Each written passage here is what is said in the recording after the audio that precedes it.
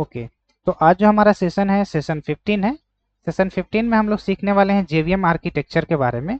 पिछले सेशन में हम लोगों ने देखा था मेथड्स के बारे में कि मेथड्स क्या होता है, कितने टाइप्स के मेथड होते हैं, static method, non static method, pre defined static method, user defined static method, और भी कई सारी चीज़ हम लोगों ने कल देखा था। और उसका कोड भी हम लोगों ने करा था कि स्टैटिक मेथड कैसे डिक्लेयर किया जाता है और नॉन स्टैटिक मेथड कैसे डिक्लेयर किया जाता है। ओके, तो आज जो हमारा एजेंडा है जेवीएम आर्किटेक्चर के बारे में, आज हम लोग सीखेंगे जेवीएम आर्किटेक्चर के बारे में। ओके, तो जेवीएम आर्किटेक्चर शुरू करने से पहले मैं वैसे स्टूडेंट्स को कहना चाहूँगा कि जो भी हमारे चैनल पे न्यू है, अगर आप कंप्लीट कोर जावा का फुल कोर्स कंप्लीट करना चाहते हो तो आप क्या करोगे कि हमारे इंडिया फ्री इंटर्नशिप चैनल के कोर जावा फुल कोर्स का मैंने प्लेलिस्ट बना रखा है।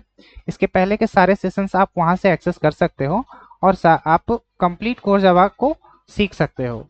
ओके, और ये जो कोर्स चल रही है बिल्कुल लाइव नोट्स के साथ चलेगी और लाइव कोडिंग के साथ चलेगी। ओके, जिसका नोट्स मैं साथ ही साथ प्रिपेयर करके इस गिटहब अकाउंट में नोट्स रिपोजिटरी के अंदर ऐड कर रहा हूँ, जिसका नोट्स मैं साथ ही साथ प्रिपेयर कर रहा हूँ। अभी तक हमारा सेशन 14 कंप्लीट हुआ है, तो सेशन 14 तक मैं क्या कर रहा हूँ, इसके सारे नोट्स को कंप्लीट कर दे रहा हूँ। ओके ओके, तो आपको क्या करना है, डिस्क्रिप्शन में ये लिंक आपको अवेलेबल रहेगा, आप वहां से क्या करोगे, इस लिंक पे क्लिक करके आप नोट्स को एक्सेस कर सकते हो। ओके, तो आज जो हमारा एजेंडा है जेवीएम के बारे में, आज हम लोग जेवीएम सीखने वाले हैं। जेवीएम क्या है? जेवीएम क्या है? सबसे पहले जेवीएम को समझो कि जेवीएम है क्या।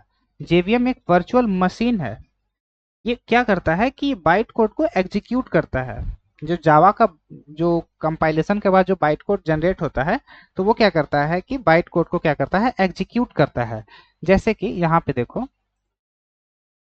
जैसे एक हमारा सोर्स फाइल है, जैसे कोई मैंने फाइल रखा, इस फाइल का मैं नाम रखता हूँ test.java। तो इस फाइल को हम लोग क्या कहेंगे, सोर्स फाइल। ओके, इस फाइल को हम लोग क्या कहेंगे, source file. Source file, okay, या इसे हम लोग कहेंगे सोर्स कोड।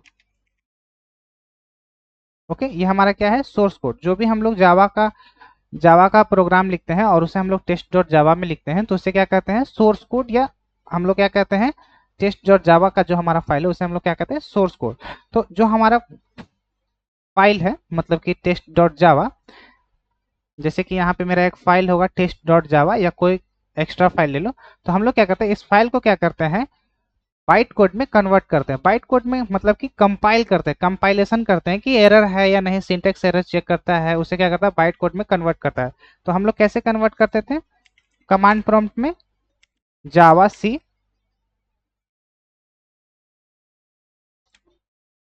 सी, उसके बाद जावा सोर्स कोड फाइल का नाम। तो यहाँ पे मेरा फाइल का नाम क्या है,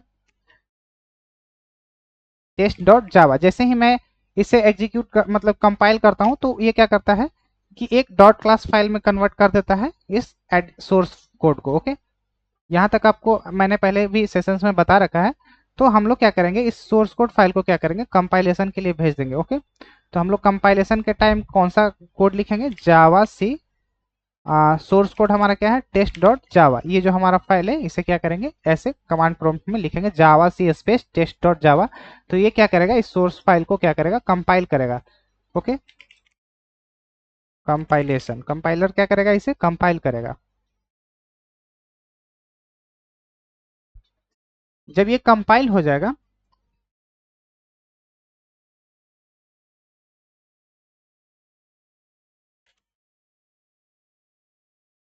जब ये टेस्ट डॉट जावा जो हमारा सोर्स कोड है ये कंपाइल हो जाएगा, कंपाइल होने के बाद यहाँ पे क्या होगा कि एक डॉट क्लास फाइल क्रिएट होगा, जो कि हम लोग यहाँ पे भी देखते थे कि डॉट क्लास फाइल क्या होता था, क्रिएट होता था। जैसे एडिशन का मेरा जावा फाइल है। ओके, ये मेरा कैसा फाइल है, सोर्स फाइल है। ओके, ये किस टाइप का फाइल है, सोर्स फाइल है। तो एडिशन जैसे ही मैं कंपाइल करता हूँ तो एक एडिशन नाम का डॉट क्लास फाइल बनता है। तो इस फाइल को हम लोग क्या कहेंगे, क्लास फाइल। ये कैसा फाइल है, ये बाइट्स में कन्वर्ट होता है, मतलब कि ये बाइट कोड में कन्वर्ट हो जाता है। ओके, कंपाइलेशन के बाद। तो यहाँ पे हम लोग क्या लिखेंगे, टेस्ट डॉट क्लास। ओके, वहां पे मेरा क्लास है देख लिए, लेकिन मैं यहाँ पे जो एग्जांपल ले रहा हूँ वो टेस्ट क्लास के का ले रहा हूँ। ओके, तो यहाँ पे क्या होगा कि इस कोड को किस में कन्वर्ट कर देगा, बाइट कोड में, बाइट कोड में। ओके, तो बाइट कोड में जैसे ही कन्वर्ट होगा तो अब ये जो हमारा बाइट कोड है इसे हम लोग एग्जीक्यूट करने के लिए किसे भेजते हैं, जेवीएम को भेजते हैं। तो जेवीएम को भेजने के लिए हमें कौन सा कमांड लिखना पड़ता है, कमांड प्रॉम्प्ट में जेवीएम को भेजने के लिए हमें कौन सा कमांड लिखना पड़ता है, Java edition, Java space addition. तो ये हमारा बाइट कोड है, मतलब कि डॉट क्लास फाइल है। ये क्या करेगा, जैसे ही मैं ये कमांड लिखूंगा तो हमारे जो बाइट कोड फाइल है वो एग्जीक्यूशन के लिए जेवीएम के पास भेज देगा। ओके,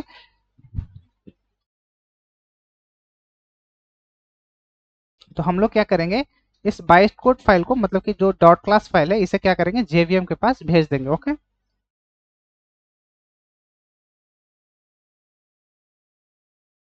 कहाँ पे जाता है एग्जीक्यूशन के लिए, जेवीएम के पास।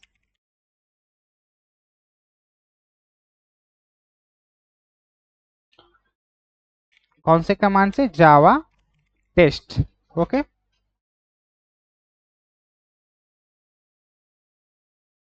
ओके, अब यहाँ पे देखो, जैसे ही मैं यहाँ पे, पिछले क्लास में मैंने आपको समझाया था कि, मैंने पिछले क्लास में आपको बताया था, आप थोड़ा सा पीछे ध्यान में कराना चाहता हूँ, कहाँ गया,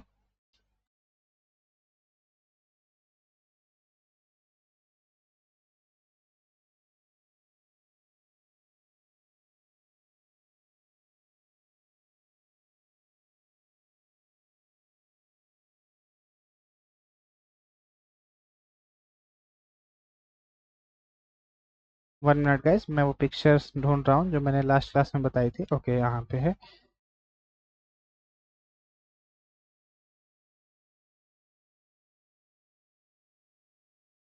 ओके, सेम जो अभी मैंने यहाँ तक बताया कि जावा कंपाइलर कंपाइलेशन के बाद बाइट कोड में कन्वर्ट करता है, देन उसके बाद हम लोग क्या करते हैं कि इस डॉट क्लास फाइल को, मतलब कि बाइट कोड को हम लोग एग्जीक्यूशन के लिए भेज देते हैं किसके पास, जेवीएम के पास। तो जेवीएम के अंदर जो होता है वो इंटरनली वो 3 पार्टीशन में डिवाइड होता है। एक तो होता है क्लास लोडर सब सिस्टम, दूसरा होता है रन टाइम डेटा एरिया, और थर्ड जो हमारा होता है एग्जीक्यूशन इंजन। ओके, तो जैसे ही हम लोग इस कोड को लिखते हैं, मतलब इस कमांड को लिखते हैं, तो इंटरनली क्या होता है, जेवीएम स्टार्ट होता है। ओके, तो जेवीएम जब स्टार्ट होता है तो इंटरनली वो 3 पार्ट में डिवाइड रहता है हमारा जेवीएम। ओके, जेवीएम हमारे कितने पार्ट में डिवाइड रहते हैं, 3 पार्ट्स में क्या होते हैं, वो डिवाइड रहते हैं। एक तो हमारा होता है क्या,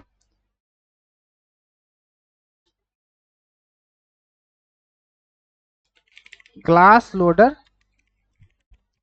सब सिस्टम। ओके, क्लास लोडर सब सिस्टम का वर्क क्या है जेवीएम के अंदर, पहले मैं 3 पार्ट्स में वो डिवाइड रहता है, वो मैं यहाँ पे बनाता हूँ, या मैं इसी को पहले समझा देता हूँ। ओके, क्लास लोडर सब सिस्टम का यूज क्या होता है कि जैसे ही ये कमांड प्रॉम्प्ट जैसे ही मैं लिखता हूँ तो क्या करता है कि क्लास लोडर सब सिस्टम क्या करेगा, जो हमारा डॉट क्लास फाइल है, मतलब कि जो हमारा डॉट क्लास फाइल है, उस क्लास को क्या करेगा, यहाँ पे लोड करेगा। ओके, उस क्लास को क्या करेगा, यहाँ पे लोड करेगा। जो हमारा सोर्स फाइल था उस क्लास को क्या करेगा, हमारा यहाँ पे लोड करेगा। वो कौन काम करे, वो कौन करेगा, लोडर करेगा। ओके, लोडर, यहाँ पे इंटरनली बहुत सारे वर्क होते हैं, तो इसके अंदर कौन कौन करेगा, क्लास के अंदर एक लोडर होता है, वो क्या करेगा, डॉट क्लास फाइल को क्या करेगा, लोड करेगा।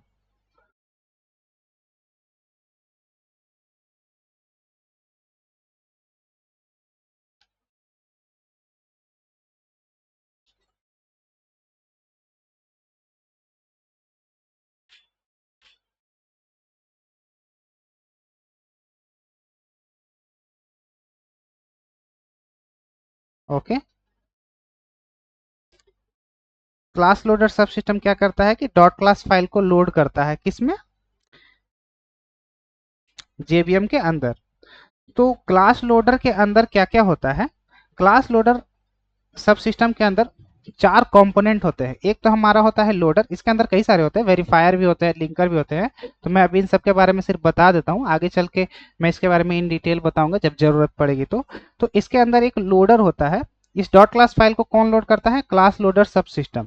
तो इसके अंदर लोडर भी होते हैं, वेरीफायर भी होते हैं, लिंकर भी होते हैं, और इनिशलाइजर भी होते हैं। मैं इन सब के बारे में अभी बता देता हूँ कि लोडर का काम क्या है कि क्लास क्लासेस के को लोकेट करता है और क्या करता है, लोकेट करता है, मतलब कि लोड करता है। यानी कि जो हमारा डॉट क्लास फाइल मेमोरी में से लाने का काम कौन करता है, वो लोडर करता है। ये जो हमारा मेमोरी में है, ये जो हमारा मेमोरी में ये क्लास फाइल है, इसे कौन लाएगा, लोडर लाएगा। ओके, तो क्लास लोडर सब सिस्टम के अंदर इंटरनली 4 कंपोनेंट्स होते हैं मेनली। तो लोडर का काम क्या है कि मेमोरी से क्या करेगा, वो डॉट क्लास फाइल को लोड करेगा। देन उसके बाद इस फाइल के अंदर अगर आप देखोगे, इस फाइल को अगर मैं ओपन करता हूं,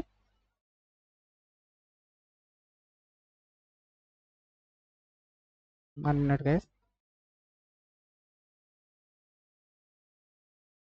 इस फाइल को अगर मैं ओपन करता हूं तो इसके अंदर बाइट कोड वैलिड है या नहीं, जैसे मैं यहाँ पे कुछ एडिट अगर कर दिया, इसके अंदर कुछ भी लिख दिया, तो इसके अंदर जो भी बाइट कोड में है वो सारे वैलिड है या नहीं, वो क्या करता है, वेरीफायर जो क्या करता है, चेक करता है। दूसरा हमारा क्या है, एक वेरीफायर है, इसके अंदर जो भी बाइट कोड है वो वैलिड है या नहीं, वो चेक करता है। अगर बाइट कोड इनवैलिड रहेगा, अगर बाइट कोड इनवैलिड रहेगा क्लास लोडर सब सिस्टम के अंदर, अगर बाइट कोड इनवैलिड रहेगा क्लास लोडर सब सिस्टम के अंदर, तो वेरीफायर कंपोनेंट क्या करेगा कि जेबीएम को एग्जीक्यूट करने से, मतलब क्या करेगा, इनवैलिड बाइट कोड बोल देगा कि ये जो है इनवैलिड बाइट कोड है, और जेबीएम क्या करेगा, उससे एग्जीक्यूट नहीं करेगा। ओके, जैसे आपको मैं यहाँ पे दिखाता हूँ। जैसे मैंने क्या करा कि यहाँ पे कुछ चेंजेस कर दिया। ओके, देन उसके बाद मैं इसे क्या करूंगा, सेव कर दूंगा। ओके, अब मैं क्या करूंगा, यहाँ पे इस वाले बाइट कोड को मैंने क्या करा है कि चेंज कर दिया, मतलब कुछ एडिट कर दिया है इसके अंदर के जो भी बाइट कोड है। तो जैसे ही मैं यहाँ पे एग्जीक्यूट करूंगा तो वो क्या करेगा, वेरीफायर वेरीफायर क्या करेगा, उससे एग्जीक्यूट ही नहीं कर रहा है। ओके, मैं एक बार फिर से देख लेता हूँ क्यों नहीं एग्जीक्यूट कर रहा है, क्योंकि मैंने क्या करा है, देखो यहाँ पे दिखा दिया ना, एक एरर आ गया है, linkage error occur file loading main class edition Java dot unsupported class version, वो एरर आ गया। तो इसके अंदर जो वेरीफायर होता है वो चेक कर लेता है कि आपने जो डॉट क्लास फाइल में कुछ बाइट कोड के साथ छेड़खानी की है, जो वेरीफाई नहीं कर रहा है डॉट क्लास फाइल को। ओके, जो कि मैंने यहाँ पे करके दिखाया, तो ये इनवैलिड हो गया। तो वेरीफायर क्या करता है, इसे चेक करता है। यहाँ तक आपको क्लियर है? ओके, तो अब इसे इसे ठीक करने के लिए हमें क्या करना पड़ेगा, एक बार फिर से कंपाइल करना पड़ेगा, एडिशन डॉट जावा।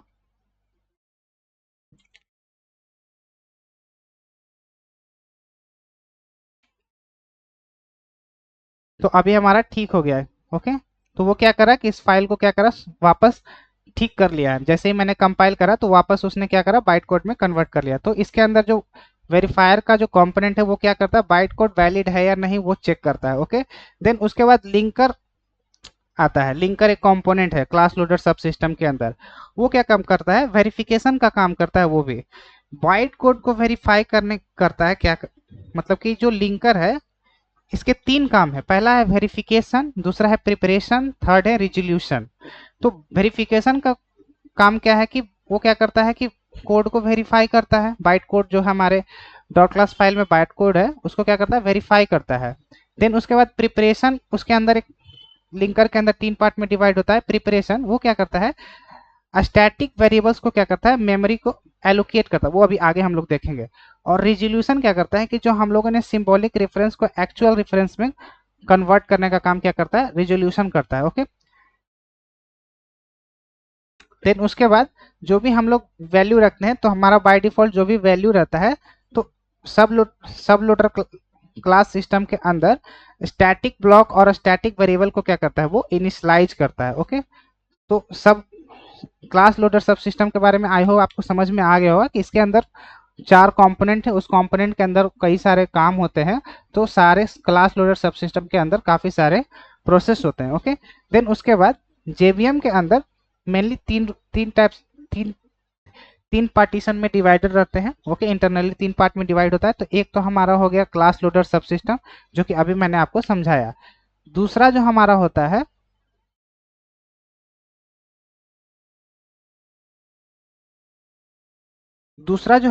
है, वो होता है रन टाइम डेटा एरिया। दूसरा जो हमारा होता है वो होता है रन टाइम डेटा एरिया। इस पार्टीशन को हम लोग क्या कहेंगे, run time data area. Okay,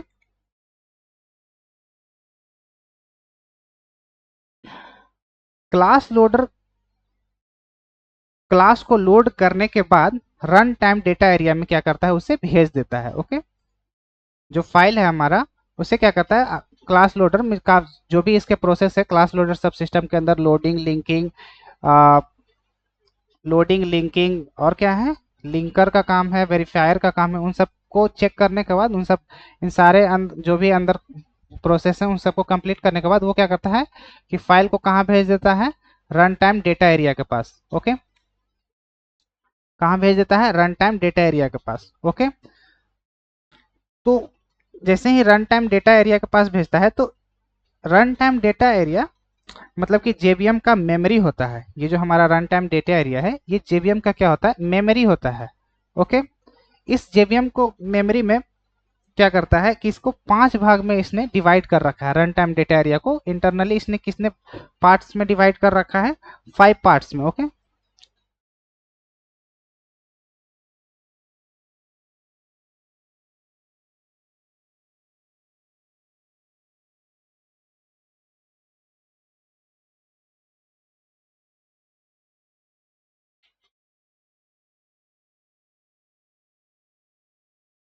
1 minute guys.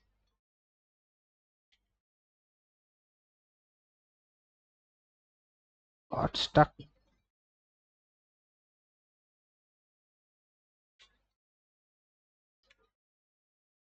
Okay, इसने कितने पार्ट्स में रन टाइम डेटा एरिया को डिवाइड कर रखा है, 5 पार्ट्स में। 5 पार्ट में इसने क्या कर रखा है, डिवाइड कर रखा है। Okay, 4 sorry 3 4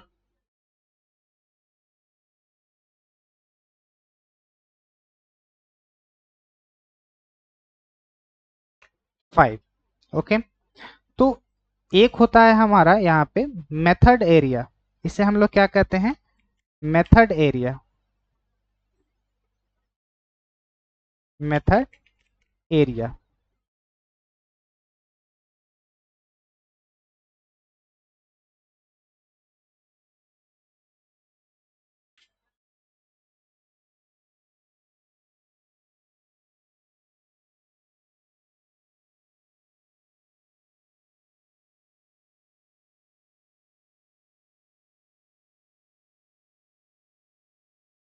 method area. पहला जो हमारा पार्टीशन होता है वो होता है मेथड एरिया। दूसरा जो हमारा होता है वो होता है हीप एरिया। ओके, थर्ड जो हमारा होता है वो होता है जावा stack area.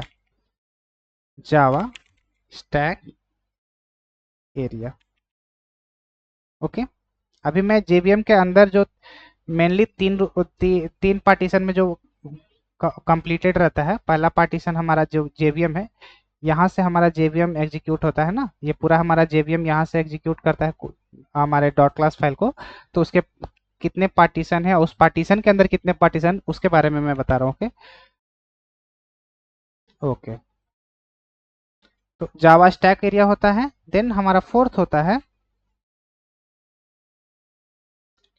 PC register area. Register area, और एक हमारा होता है नेटिव मेथड एरिया। ओके, तो अब हम लोग एक एक करके समझते हैं कि मेथड एरिया क्या होता है। यहाँ पे जैसे अभी मैं इसके बारे में बता रहा हूँ, जैसे जैसे मैं जब प्रोग्राम के बारे में एक्सप्लेन करूंगा तो उसमें मैं आपको फ्लो दिखाऊंगा कि इस पार्टीशन में रन टाइम डेटा एरिया में method heap area, Java stack area, PC register area, ये सब इंटरनली कैसे वर्क करता है, ये आने वाले नेक्स्ट सेशन में हम लोग सीखेंगे। अभी मैं बता रहा हूँ जेवीएम के आर्किटेक्चर के बारे में। ओके, तो मेथड एरिया जो हमारा एक पार्टीशन है, रन टाइम डेटा एरिया का फर्स्ट जो पार्टीशन है मेथड एरिया, यहाँ क्लास का इंफॉर्मेशन स्टोर होता है, मेथड का इंफॉर्मेशन स्टोर होता है और स्टैटिक वेरिएबल के इंफॉर्मेशन स्टोर होते हैं। जब मैं बात कर रहा था पिछले सेशंस में, यहाँ पे देखो मैंने पिछले सेशन में बताया था कि एक जेवीएम के अंदर एक होता है class loader subsystem, run time data area और एग्जीक्यूशन इंजन। ओके, ये सब मैंने पहले से ही बता रखा है, लेकिन आज मैं उसे थोड़ा ओपन कर रहा हूँ क्योंकि जैसे जैसे अभी टाइम आ गया है जेवीएम आर्किटेक्चर को समझाने का, तो मैं यहाँ पे समझा रहा हूँ। ओके, तो जब मैं बात कर रहा था कि आपके माइंड में दो लोकेशन फिट होना चाहिए, दो बॉक्स फिट होना चाहिए, एक होना चाहिए क्लास एरिया के बारे में और एक होना चाहिए ऑब्जेक्ट एरिया के बारे में। ओके, तो इन दोनों का लोकेशन मैं कहाँ पे आपको माइंड में एक इमेजिनेशन दे रहा था कि आप इसे इमेजिन करके रखो कि जो भी स्टैटिक से रिलेटेड जो भी डेटा है वो क्लास बॉक्स में जाएगा और जो भी नॉन स्टैटिक है वो ऑब्जेक्ट में जाएगा। तो ये जो पार्टीशन है वो जेवीएम के इस पार्ट को रिप्रेजेंट कर रहा है। मेथड एरिया क्या है, वो क्लास वाला एरिया है। ओके, इस वाले की भी मैं बात कर रहा हूँ, ये क्लास एरिया, और ये वाला क्या है, ये हीप एरिया मतलब कि ऑब्जेक्ट वाला एरिया है। इसी दो लोकेशन की मैं बात कर रहा था पिछले सेशंस में, जो मैंने आपको कहा था कि आप इमेजिन करके रखो एक्चुअल में उसका लोकेशन जेवीएम के अंदर इस एरिया पे, इस जगह पे है। ओके, तो मेथड एरिया क्या करता है कि क्लास के इंफॉर्मेशन को स्टोर करता है, मेथड्स के इंफॉर्मेशन को स्टोर करता है और स्टैटिक वेरिएबल को इंफॉर्मेशन को स्टोर करता है, जिसे हम लोग क्या कहते हैं मेथड एरिया, जो कि सारे को कहाँ स्टोर करता है, मेथड एरिया में स्टोर रखता है। ओके, अब हम लोग सीखेंगे हीप एरिया, मतलब कि हीप एरिया क्या करता है। ये जेवीएम के सबसे बड़ी मेमोरी होती है। ओके, इसमें जो भी ऑब्जेक्ट्स हम लोग क्रिएट करते हैं, मतलब कि जो भी ऑब्जेक्ट बनता है, जो भी ऑब्जेक्ट हम लोग क्रिएट करते हैं सारे, जैसे हम लोग एक ऑब्जेक्ट बनाते हैं, मान लो कि यहाँ पे student, S T, new student, तो ये जो हम लोग ऑब्जेक्ट बनाते हैं, तो ये जो ऑब्जेक्ट बनता है वो हीप एरिया के अंदर ही बनेगा। ओके, तो हीप एरिया का काम है कि जो भी ऑब्जेक्ट बनेगा नॉन स्टैटिक रिलेटेड जो भी डेटा रहेगा वो कहाँ स्टोर होगा, हीप एरिया में। ओके, देन उसके बाद हमारा थर्ड वाला पार्ट है वो है जावा स्टैक एरिया। ओके, जब भी मेथड कॉल होता है, जब भी हम लोग प्रोग्राम में जो भी हमारा प्रोग्राम रहता है, जब भी मेथड कॉल होता है, जैसे सबसे पहले मेन मेथड कॉल होता है, तो जब मेन मेथड कॉल होता है तो वो एग्जीक्यूट कहाँ पे होता है, सारे इस जावा स्टैक एरिया में ही लाइन बाय लाइन वो क्या होता है, एग्जीक्यूट होता है। ये जो जावा स्टैक एरिया है ये लास्ट इन फर्स्ट आउट या first in last out,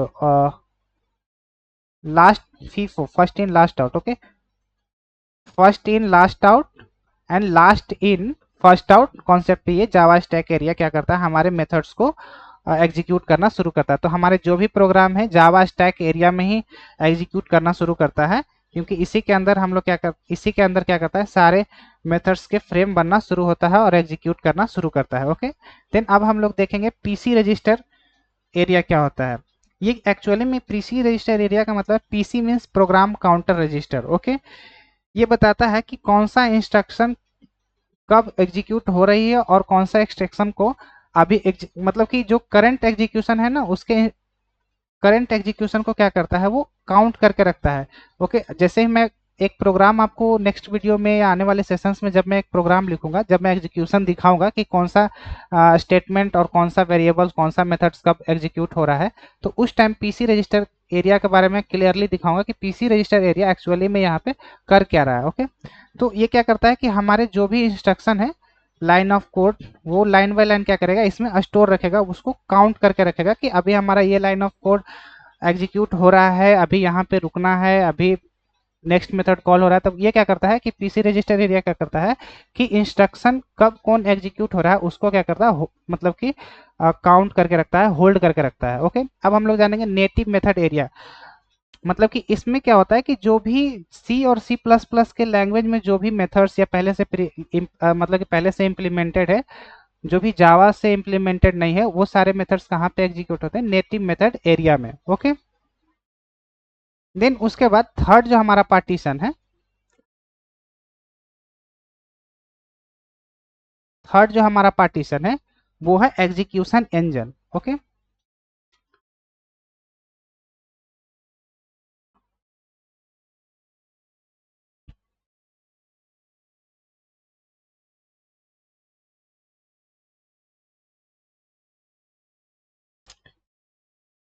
execution engine. Okay, ये क्या है हमारा एग्जीक्यूशन इंजन। ओके, इसे हम लोग क्या करते हैं एग्जीक्यूट, यहाँ पे क्या होता है एग्जीक्यूट होता है क्या, एग्जीक्यूट, एग्जीक्यूट और प्रोसेसर, यहीं पे सारा हमारा जो लाइन ऑफ कोड है वो यहीं पे एग्जीक्यूट होना शुरू होता है। ओके, तो एग्जीक्यूट, अब हम लोग रन टाइम डेटा एरिया से जो डेटा आता है वो कहाँ पे आता है, वो आता है एग्जीक्यूशन इंजन के पास। ओके, वो कहाँ पे आता है एग्जीक्यूशन इंजन के पास। एग्जीक्यूशन इंजन जेवीएम का प्रोसेसर होता है, ये क्या करता है यही कोड को क्या करता है एग्जीक्यूट करता है। मतलब कि इसके अंदर जो भी रन टाइम डेटा एरिया से जो डेटा आता है तो उसके सारे डेटा आता है एग्जीक्यूशन इंजन के पास, तो वो क्या करता है कि इस एग्जीक्यूशन इंजन जेवीएम को, इस एग्जीक्यूशन इंजन, 1 मिनट गाइस मैं कैसे समझाऊं इसको, जैसे कि रन टाइम डेटा एरिया से जो भी डेटा आता है वो किसके पास आता है एग्जीक्यूशन इंजन के पास। एग्जीक्यूशन इंजन क्या है, ये जेवीएम का प्रोसेसर होता है जहां पे क्या होता है कि कोड एग्जीक्यूट करता है। ओके, और कोड जो एग्जीक्यूट करता है इसमें मेनली दो तरीके का मतलब कि पार्ट्स में एग्जीक्यूट करना शुरू करता है। ओके, जैसे मतलब कि एक जो हमारा पार्ट होता है वो होता है इंटरप्रेटर, एक जो हमारा पार्ट होता है वो होता है इंटरप्रेटर, इंटरप्रेटर, और दूसरा हमारा होता है compiler, J just in time compiler. Okay, just in time compiler. Interpreter क्या करता है कि जो भी बाइट कोड एग्जीक्यूट करता है वो क्या करता है इंटरप्रेटर लाइन बाय लाइन उस बाइट कोड को क्या करेगा एग्जीक्यूट करेगा। इसका फायदा क्या होता है कि ये जो एग्जीक्यूशन इंजन है जल्दी स्टार्ट हो जाता है। नुकसान क्या है कि बार बार क्या करना पड़ता है, इसे एग्जीक्यूट करना पड़ता है इंटरप्रेटर का, कि इंटरप्रेटर के बारे में मैं बात कर रहा हूँ। अब हम लोग देखेंगे जेआईटी कंपाइलर क्या है। जेआईटी कंपाइलर जैसे इसका मतलब होता है जस्ट इन टाइम कंपाइलर। यह फ्रीक्वेंटली सॉरी यह फ्रीक्वेंटली यूज होता है, जैसे कि इसमें कोड को वो क्या करता है आइडेंटिफाई कर लेता है कि मतलब कि अगर ज्यादा बार कोड को एग्जीक्यूट करना है तो वो क्या करता है कि जस्ट इन टाइम कंपाइलर एक ही बार में वो सारे कोड को एग्जीक्यूट करना शुरू कर देता है और उसे क्या करता है मशीन कोड में कन्वर्ट करना शुरू कर देता है। ओके, एग्जीक्यूशन इंजन के अंदर जो जेआईटी कंपाइलर है। ओके, इससे क्या होता है कि प्रोग्राम फास्ट चलने लगता है। ओके, तो यहाँ तक आपको क्लियर हो गया होगा एग्जीक्यूशन इंजन के अंदर इंटरप्रेटर और जेआईटी। अगर आपको क्लियर है तो प्लीज़ मुझे कमेंट में बताइएगा कि आपको क्लियर है। हम लोग इसका एग्जीक्यूशन देखेंगे, जैसे ही मैं प्रोग्राम एक दिखाऊंगा तो उसके बाद मैं क्या करूंगा इसका फ्लो को दिखाऊंगा कि जो हमारा टेस्ट क्लास के अंदर जो भी लाइन ऑफ कोड है वो कैसे कैसे यहाँ पे एग्जीक्यूट करेगा, कैसे कैसे वो सारे कौन कौन सा लाइन कहाँ कहाँ पे स्टोर होंगे, स्टैटिक कहाँ पे स्टोर होगा, ऑब्जेक्ट कहाँ पे स्टोर होगा, वो सारे हम लोग आने वाले सेशंस में सीखेंगे। अभी मैं सिर्फ आपको आर्किटेक्चर समझा रहा हूँ क्योंकि जेवीएम काफ़ी बड़ा है और अभी मैं सिर्फ आपको इसका आर्किटेक्चर दिखा रहा हूँ। ओके, अब आता है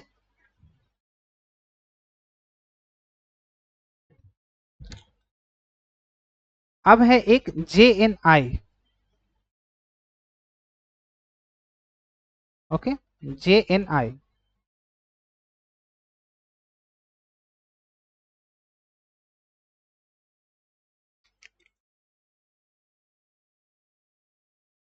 ओके, JNI क्या है?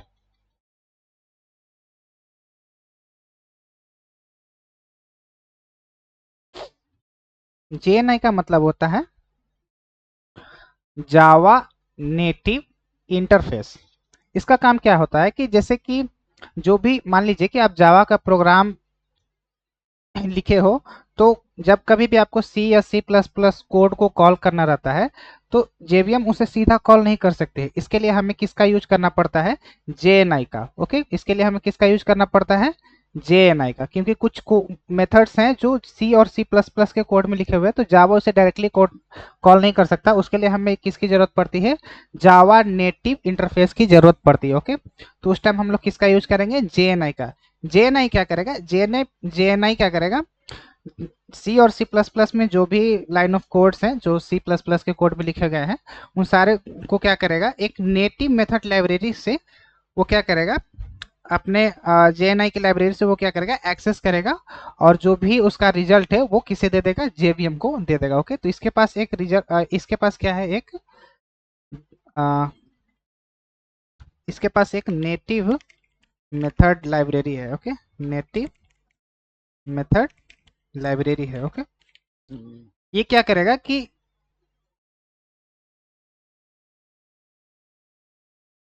जो भी जावा के सी और सी प्लस प्लस के जो लाइब्रेरीज में पहले से कोड लिखा हुआ है, मतलब कि कुछ लाइब्रेरी को एक्सेस करना चाहता है, इन लाइब्रेरी को एक्सेस करेगा और इस लाइब्रेरी से उस मेथड्स को कॉल करके वो वापस रिजल्ट किसे दे देगा JVM को देगा। ओके, आई होप आपको यहाँ तक क्लियर होगा। ओके, JNI मतलब आप ये समझो कि इसके अंदर ये एक ब्रिज का काम कर रहा है, मतलब कि ये क्या कर रहा है कि ये जो JNI है जो नेटिव मेथड लाइब्रेरी इधर सी और सी प्लस प्लस का कोड लिखा हुआ है, ये क्या कर रहा है आप हम लोग को सी और सी प्लस प्लस के मेथड्स को मतलब कि को कॉल करना है तो हम लोग किसका यूज करेंगे जावा नेटिव इंटरफेस का यूज करेंगे, क्योंकि इसको डायरेक्टली कोई जावा का एग्जीक्यूशन इंजन मतलब कि जावा इसे एग्जीक्यूट नहीं कर सकता, कॉल नहीं कर सकता है, तो हम लोग JNI का यूज करेंगे। JNI क्या करेगा कुछ इसके पास प्री डिफाइंड लाइब्रेरी है उसके अंदर से वो क्या करेगा अपने कोड को एक्सेस करेगा, मतलब JNI के कुछ लाइब्रेरी से उसके अंदर उसे एक्सेस करेगा और जो भी रिजल्ट निकलेगा वो क्या किसे दे देगा JVM को वापस दे देगा। ओके, किसे दे देगा JVM को वापस दे देगा। ओके,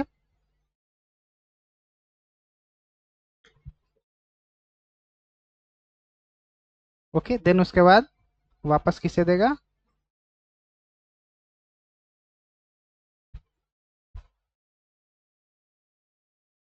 क्लास लोडर सब सिस्टम के पास। ओके, देन उसके बाद हमें आउटपुट मिल जाएगा। ओके, एग्जीक्यूट होने के बाद। ओके, तो ये हम लोगों ने JVM आर्किटेक्चर के बारे में देखा। ओके, तो जैसे अब हम लोग देखेंगे कि JVM क्या है। जैसे कोई पूछेगा कि JVM क्या है, तो JVM क्या है, JVM स्टैंड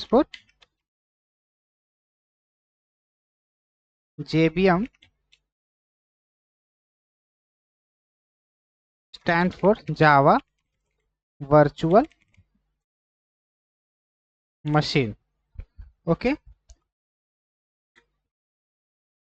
इसे हम लोग क्या कहते हैं Java virtual machine. Okay, Java virtual machine, Java virtual machine,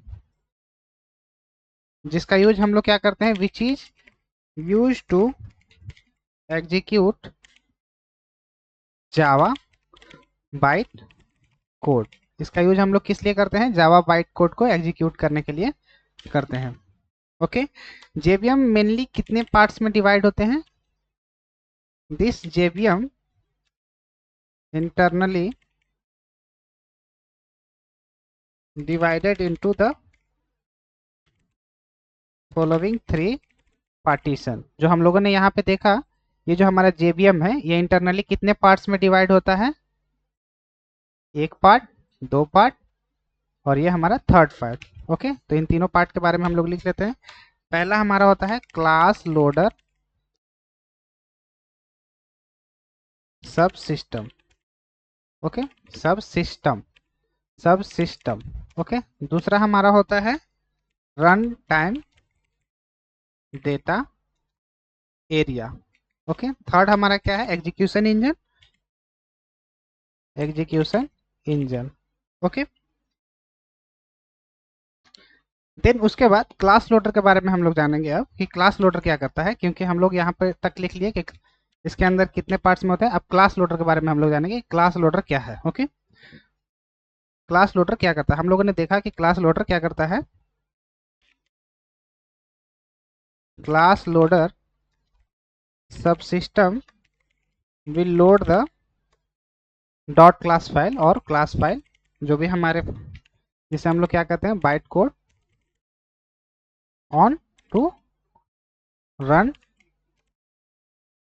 time data area. Okay, ये क्या करेगा हमारे डॉट क्लास फाइल को कहाँ पे लोड करेगा रन टाइम डेटा एरिया पे। ओके, इसके अंदर इंटरनली जो मैंने आपको बोला कि क्लास लोडर के अंदर क्लास लोडर सब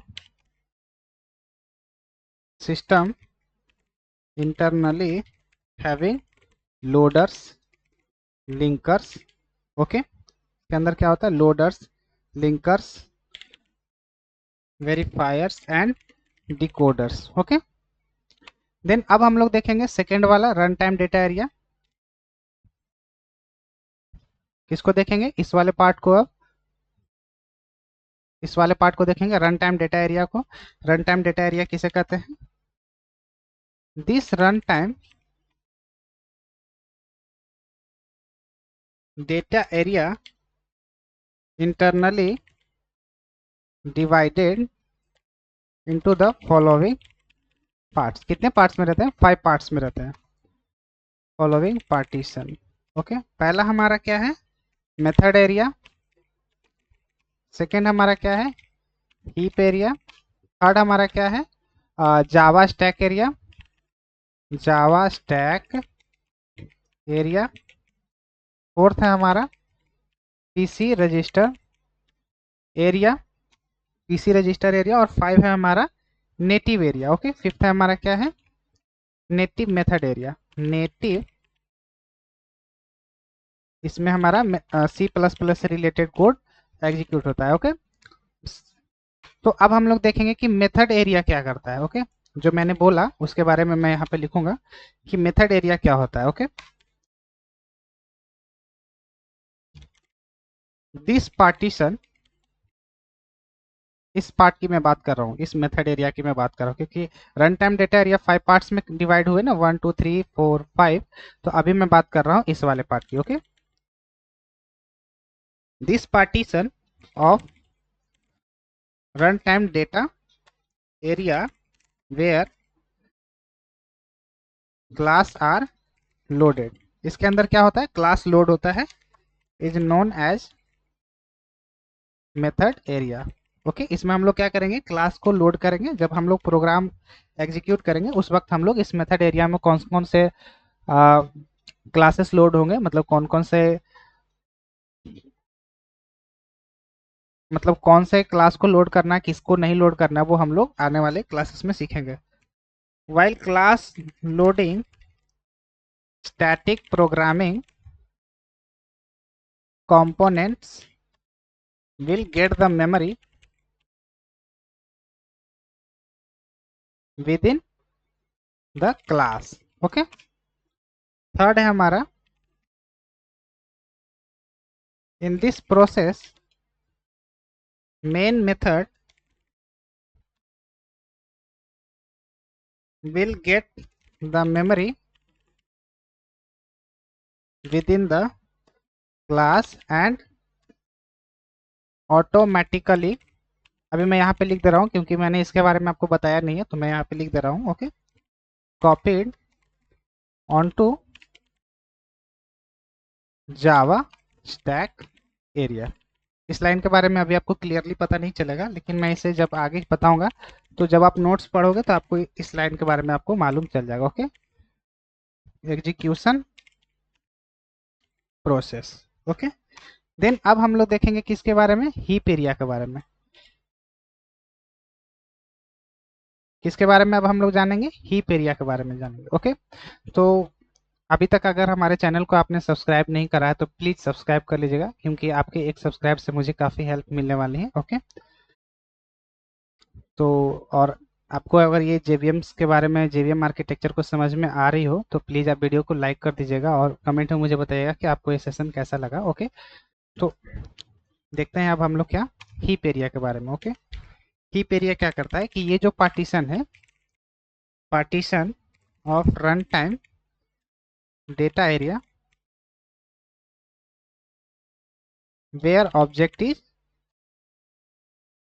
created where object are created is known as heap area okay heap area में while object creation the instance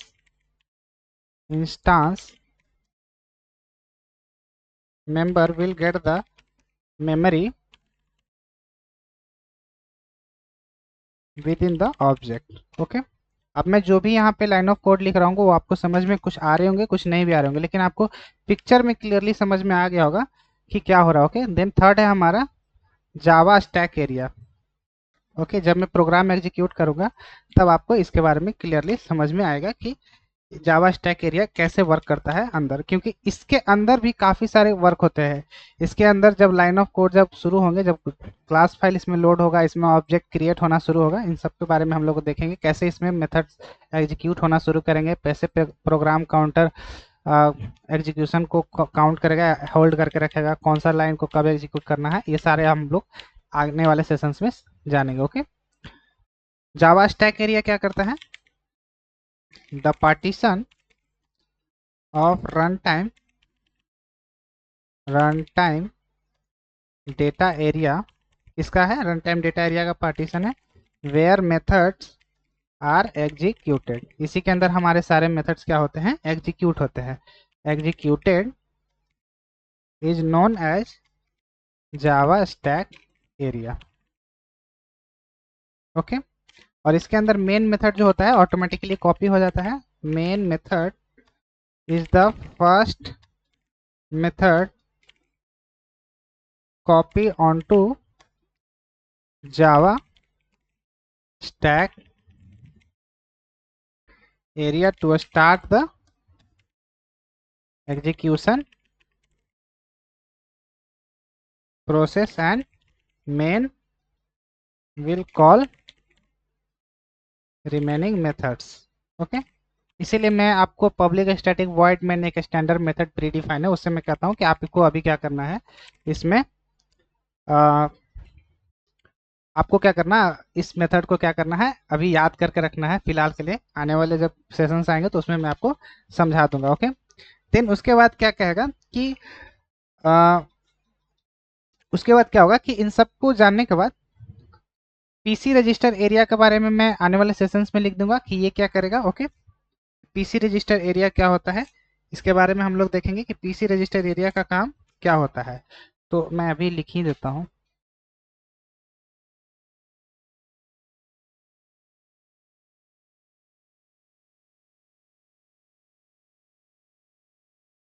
program counter PC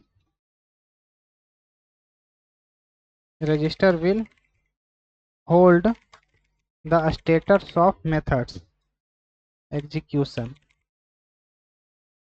in Java stack area। Okay, इसमें हर मेथड का every method which is executing, 1 minute guys, executing in Java stack area will have its own program counter register। Okay, then उसके बाद third है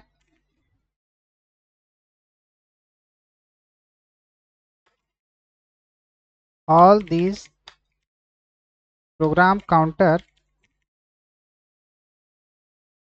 registers are opened in a separate memory block।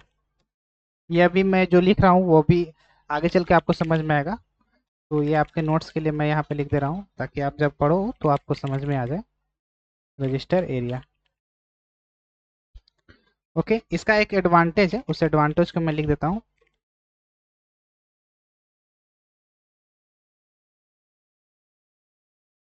इसका advantage क्या है कि जहां से हमारा प्रोग्राम जैसे कि एग्जीक्यूट होना शुरू हुआ था, अगर हम लोग वहां पे स्टॉप हो गया है, मतलब कि वहां से क्या कर सकते हैं हम लोग प्रोग्राम को रिज्यूम कर सकते हैं। ओके, जैसे कि यहाँ पे देखो, using the information in PC register the execution. अभी एग्जीक्यूशन आपको दिख नहीं रहा है, इसलिए आपको ये जो मैं लिख रहा हूँ आपको पता कम चल रहा होगा कि हो क्या रहा है यहाँ पे मैं क्या लिख रहा हूँ। Execution engine will resume the execution process। Okay, then उसके बाद हमारा आखिरी है native method area. Native method area क्या करता है कि जो भी नेटिव मेथड से डिक्लेयर है हमारे जावा में, वो हम लोग अभी आगे देखेंगे। अभी अभी जैसे कि अभी यहाँ पे जरूरत पड़ेगी कि पांचों पार्टीशंस के बारे में मुझे लिखना है, तो वो मैं यहाँ पे लिख रहा हूँ। Okay,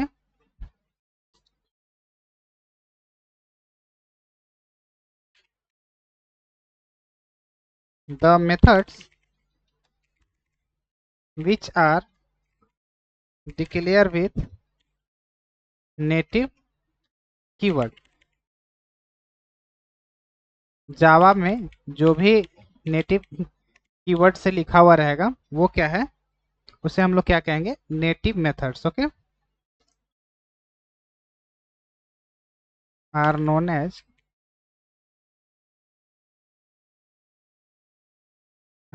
as native method. Okay, ये जो हमारा नेटिव मेथड है, these native method internally having C या सी प्लस प्लस का codes. Okay okay, when these native methods are, अभी प्लीज बोर मत होना फ्रेंड्स, क्योंकि इसके बारे में मैंने समझाया नहीं है और मैं नोट्स एक साथ मतलब कि ये जो सारे पार्टीशंस एक साथ है, तो इस सारे पार्टीशंस को एक साथ लिखना पड़ रहा है। तो इसके बारे में इंटरनली मैंने कुछ बताया ही नहीं आपको, मतलब कि बस मैंने आपको अभी बोला है, मतलब इसको अंदर क्या होता है वो मैंने आपको दिखाया नहीं है। तो इसलिए आपको ये नोट्स आपको बोरिंग्स लग रहे होंगे, लेकिन प्लीज़ आप इसे स्किप मत करना, क्योंकि जो मैं लिख रहा हूँ इसको जब आप नोट्स पढ़ोगे उस टाइम आपको ये समझ में आएगा कि ये लाइन ऑफ जो मैंने लिखा है वो क्यों लिखा था। Okay, when these native methods are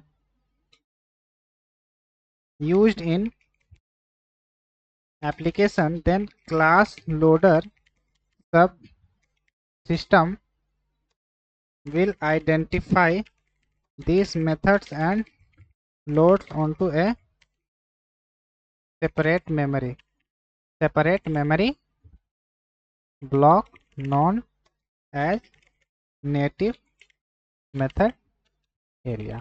okay,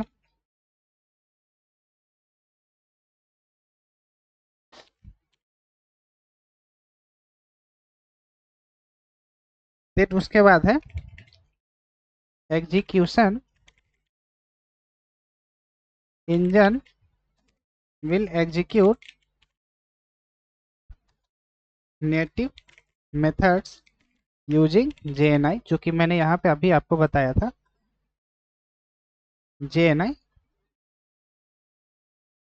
stands for Java Native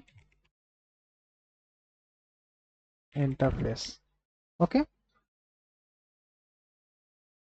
Java native method interface, Java native methods छूट गया, मेथड्स इंटरफेस। ओके,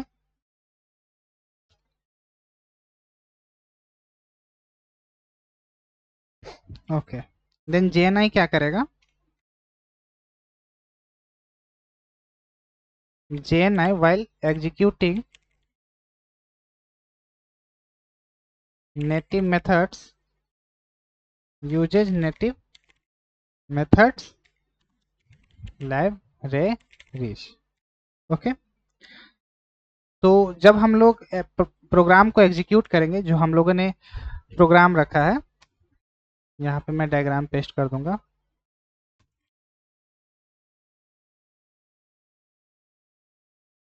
तो अब हम लोग क्या करेंगे, हम लोगों ने जेवीएम के आर्किटेक्चर को समझा कि जेवीएम का आर्किटेक्चर क्या होता है। जेवीएम में इंटरनली बहुत सारे, जैसे जैसे हमारा क्लास आगे बढ़ेगा, सेशंस आगे होंगे, वैसे वैसे क्या होगा कि मैं इन सब के बारे में एक एक करके एक्सप्लेन करूंगा, इसके अंदर कैसे कैसे कोड एग्जीक्यूट होते हैं उन सब का मैं फ्लो दिखाऊंगा इसके अंदर। ओके, तो अभी आपको सिर्फ आर्किटेक्चर को समझना था इस सेशन में, तो मैंने क्या करा कि इसमें आपको आर्किटेक्चर शो करा कि जेवीएम के अंदर कितने पार्ट्स होते हैं, रन टाइम डेटा एरिया के अंदर कितने पार्टीशंस हैं, एग्जीक्यूशन इंजन क्या है, इन सब के बारे में मैंने अभी ब्रीफ आइडिया दिया। ओके, तो जब हम लोग कोड लिखेंगे, जब सोर्स कोड को अपना एग्जीक्यूट करने के लिए भेजेंगे, तो उस कोड के अंदर जो भी लाइन ऑफ कोड है वो कहाँ कहाँ एग्जीक्यूट करेगा वो हम लोग आने वाले सेशंस में सीखेंगे। ओके, तो अगर आपको ये समझ में आ रही हो कि जेवीएम के आर्किटेक्चर को अगर आप समझ चुके हो तो प्लीज़ इस वीडियो को आप लाइक कीजिएगा और मुझे कमेंट सेक्शन में बताइएगा कि आपको जेवीएम आर्किटेक्चर समझने में अगर कोई प्रॉब्लम है तो मुझे आप कमेंट सेक्शन में बता सकते हैं, ओके।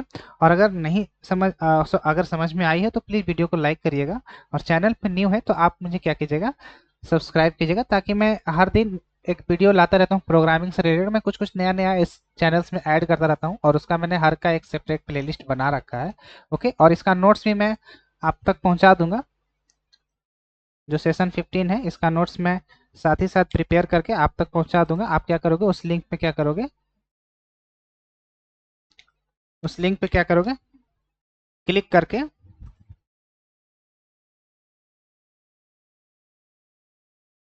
इस नोट्स को क्या कर सकते हो, आप एक्सेस कर सकते हो, ओके। तो मैं इस नोट्स को रख देता हूँ।